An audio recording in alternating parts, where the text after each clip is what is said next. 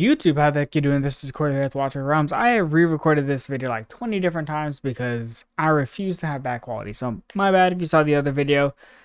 It happens, right? We'll figure it out. Anyways, let's go ahead and get straight to it. So we did go ahead against Eternus. We have not gone against them this season. I think so far this season we have gone against Awakened Chaos, Mad, Awakened Chaos, and now them. So pretty solid run so far. I believe after this we're probably going to be right back in the top 5. Let me just kind of show the ranking right now so you guys know where we are, right? So leaderboard, hello, there we go. Number 17, right after a loss. Before the season we're like number 5, so you know it is what it is. So let's go ahead and get straight back to it. Now, when it comes to this, we did go ahead and do another 5-0 run, which is definitely not bad. It's something to be proud of. Anyways, this is against a Lady Alexandria Pope team. Now, one of these reasons as to why this team is super deadly is just because it is kind of oppressive in terms of how it functions. Now, one of the most annoying things, let's kind of zoom out here, is whenever she spawns her crystals, to me they look really similar to how they normally used to look whenever she has like her normal skin, so it always throws me off personally. Now, also one of the things to note is Lady Alexandria and I are actually swapped in terms of position, which is also a little bit of a difference as to why I actually choose not to go ahead and just straight up swarm this team. No, I tend to just go ahead and use the bombing strategy, but because of this positioning, we go ahead and swarm it. So basically what we do is we go ahead and we drop double healers. Now we go ahead and stagger the healers just because that's how we go ahead and make sure that they heal one another whenever the Paredes lightning actually does come down. Once we go ahead and do that, we start stacking up 2 different sets of necros as early as we can, and the reason for that is because we really just want Paredes to start hitting the actual necro skeletons as much as possible. And then in the meantime, we have our healers, and their entire job is just to keep these necros alive. We're a little bit fortunate that this one healer just survives as long as he did. He gave us a really good amount of sustain. Now what we do is we start juggling Lady Alexandra by dropping the rare tanks, right? So what we should see is she's going to constantly swap over and hit the rare tanks versus going ahead and hitting like our necros, for example, or hitting our healer and just completely ruining the run. So what we do, and you kind of see it trickle onto those rare tanks there, once we go ahead and get this procced, we're able to go ahead and drop double bugs. And the whole reason for that is because we have all of these units starting to stack up on the map and really just need these bugs to survive because we have the necros that are going to start spawning up, and we already have procced most of the eye crystals. So at this point, we have about 3 bugs moving through and one of the tanks, and because we have the speed brother giving us that acceleration, we are able to go ahead and secure the win. It really just comes down. YouTube, super quick interruption, right? So Small One is currently going ahead and offering some really good rewards if you are choosing to go ahead and get some W Gold through their website. So this is going from June 26th, which is right around now, to July 7th. So we have some time. You will go ahead and get some rare summoning crystals, some auto battle stamina. You're even getting diamonds, and that's the very higher end of the rewards. You're getting some divine summoning crystals and ancient summoning crystals. So if you're thinking about going ahead and stocking up for the anniversary, go ahead and use the link in the description below. Thank you. On to juggling Lady Alexandra, and that's all there is to it, right? If you go ahead and successfully juggle her, then you are able to go ahead and secure the dub. Now, once we go ahead and move on to the next team that we go ahead against, let's see what it was. It was this team. Now this is a nightmare team. Now nightmare teams really in this season are not that good, to just be completely honest. Now the reason for that is because there's so many counters to it. You can use the rare archers and then the chaos shaman if you really just want to burn it down, or you can also just swarm them, right? Now in this case, because this is a Wukong with the key artifact and this is the Aryans, there's really 0 source of magic damage, so it's pretty easy to just go ahead and develop a swarming strategy where we go ahead, we drop the fool with the tank, and then we go ahead and drop another tank and just start setting everything up with double necros, right? So there we go. We have the fool, we have the tank, and now we have the second tank. The next step for us really just to go ahead and secure the W, we have an option, right? We drop the healer, or we could have dropped double necros. We go ahead and we drop the healer because this fool is going to go ahead and die, unfortunately. But this healer is going to go ahead and give this tank some really meaningful sustain. One of the cool things to just note is watch Wukong ult.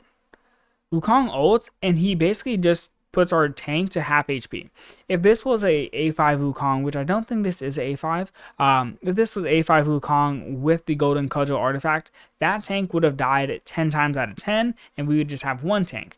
Because of that, we also have Arrogance that is ulting, but he's not really going to be able to do much in terms of what we've already started to build on the map. And since we've procced the Hotset ult, we pretty much have full clearance to just go ahead and win this, if we're being honest. We have a couple win conditions. The first, going ahead and being just straight up killing the Wukong, because we've already started tank stacking, right?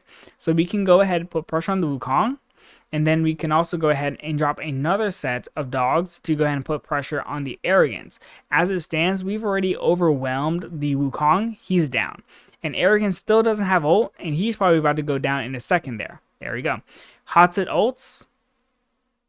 Kind of wipes out the map and juggles the tanks. But these Necros are basically not taking any damage. They're still both fully HP'd as far as we're concerned, and we had the ability just to kind of run through here with honestly zero issue, just because there was a lack of damage and not enough backline damage, because once you go ahead and force the dogs onto the Arrogance, he's no longer throwing out his blade doing massive AoE damage to the Necros, right? So we kind of go ahead and play around with some of the mechanics of the units, and that's what goes ahead and gives us a pretty comfortable win. After that, let's go ahead and look at the third team here. This is a Piercer team. Now, whenever you go ahead and see a Piercer team that is lacking Lady Alexandria, you have a lot of options, like you genuinely do, because Lady Alexandria is basically just going to solo all the flyers. But because of this, and they're also using Elowen, which is an interesting choice. Elowen obviously goes ahead and gives rage regen to the Silas and to the Yovar, but it's not that beneficial. Also, I just noticed this now that I'm like watching it through the recording. That's Eye of Penitence Silas. Eye of Penitence is typically not the best artifact for Silas for Guild v Guild. It's actually Spirit Siphon. For whatever reason, it just tends to be Spirit Siphon, right? I think it's because of something with the trigger interval of the Eye of Penitence and how it works. So we go ahead and we drop the rare archers, not rare archers, we drop the rare flyers and the epic flyers. The whole purpose is really just for these rare flyers to go ahead and tank up all the damage from the Yovar and the Silas, and give our epic flyers enough clearance to just kind of push through the map here. Now what you should see is we actually dropped the rare flyers and everything a little bit early, because one of them actually took a full on hit from Silas's ult, which goes ahead and kind of puts us into the situation we're about to experience, right? Yovar goes ahead and ults, and for some reason he actually ults and still hits that rare flyer, and he actually ends up taking it out. We go ahead, and as a response, we go ahead and drop the Garnet Guards. Now, the Garnet Guards are going to snipe Elowen, and one of the good things is Elowen does not currently have ult. When Elowen has ult, she gives herself damage reduction, right? She takes a little bit less damage, but we still just kind of deal with her pretty easily. Once we're at this point, it's a pretty simple win, truth be told, because there's no more healing on the Broke here, and we have the ability now to just drop rare flyers and the legendary flyer and pretty much do the exact same thing we did before, but this time with more damage, right? So we go ahead and we drop everything. This lightning guard is going to go ahead and snipe out the Broke here right about now. Should hit him. Bam. Dead. And then also the Silas is dead as well. Even though Silas had the ability to go ahead and ult, our legendary flyer is obviously too tanky and he just deals with it, and it goes ahead and guarantees us another win, which is pretty nice. Obviously this was the Lady Alexandria. It's a little bit of a different composition, but regardless, this worked pretty well in general. It really just comes down to a little bit of a BB check with how strong your flyers are. Also, personally speaking, I don't like Silas. I think Sargak is a better alternative. Just because Sargak at least goes ahead and roots down the units, and once he gets 0 HP, he's at 0 HP. He's just throwing out those daggers, dealing significant amount of damage. Well, technically they're spears, but you get the point, right? Now, this is a cultist team. Now, you don't really see cultist teams nowadays, especially in High Overlord, because they tend to rely on Anora, and unless the Anora just does a significant amount of damage, then it's really not that viable. And so what we see here is pretty funny, actually. I just go ahead and drop a Maw, and then I also go ahead and drop a Fool. And the Maw and the Fool pretty much solo the entire Malvira, which is hilarious. And then you'll also see me go ahead and drop a double set of Garnagars in a second here. And the Garnagars are actually going to go ahead and snipe out Honora and Morrigan just based off these placements. One of the things to note that I actually don't like about this comp is the placement of Honora, because Beelzebub will go ahead and give inspiration to units, but he's not going to go ahead and give inspiration to Honora because she doesn't receive it. That's kind of like one of the biggest things about her kit. She doesn't receive buffs. It would have been better, truthfully, to go ahead and just swap Morgan and Honora. And as you see there, right, the Garnagars just go ahead and snipe Honora straight out the sunlight, and then they're about to go ahead and swap over and then do the same thing to Morgan, basically negating any damage remaining on the map, right? It's just over. And then we go ahead and see Maw in about 12 seconds here. He's going to go ahead and proc his spear, not his spear, his impale, and basically solo the Malvira. So right about now, we should go ahead and see it. Yep. Good night. And from that point on, we pretty much go ahead and win. It was zoom out in case you guys have epilepsy. Sorry. I really wish they would kind of fix those animations because, like, epilepsy is a thing, you know? But there we go. We have the lightning guards. They're just going to walk through here. Pretty simple. We literally just watched Maw and Garnagar solo the entire team pretty much. It's just great team. Change the placements. That's all I can really say. Not giving advice, just giving advice, you know? But yeah. I like the team. I wish I could build it. I wish I had a bonded Honora. And also, I can tell that this Honora is bonded because I attack his other team. Now, his other team is, I believe, is Paredes, Constance, Ymrit, Carnelian. Who else? Something like that. Broke here. Yeah. So this is the team, right?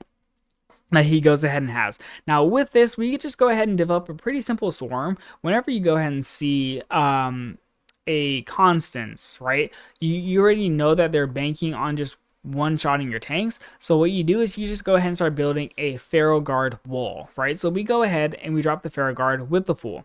The whole purpose is the Fool and the Pharaoh Guard should pretty much kind of solo tank, and we just start setting up the normal swarm, because what's going to happen is we're going to see, let's kind of slow this down, good lord, what we're going to see is Paredes is going to constantly swap targets to the skeletons, and all we need is really just our necros themselves. We don't even need their skeletons that much. We just need the necros to survive long enough for us to go ahead and deal with the Ymrit ults, and then give ourselves the timing to go ahead and drop double dogs just to pass through. Because one of the things is Constance, whenever she's in a team, is typically built with attack damage, which means she's low HP. So once you go ahead and drop double dogs and you've already overwhelmed the tank, you get this unique ability to basically solo down the Constance, and she dies right about now. There we go, she's down. And once she's down, there's way less damage buffs going on. And so the rest of the units, they've already passed through here. So pretty much we also have just half our map just filled with our own units, which goes ahead and really comfortably just gives us the win. So it really just comes down to, if there's a Constance, you get the ability to swarm it. That's it. See ya.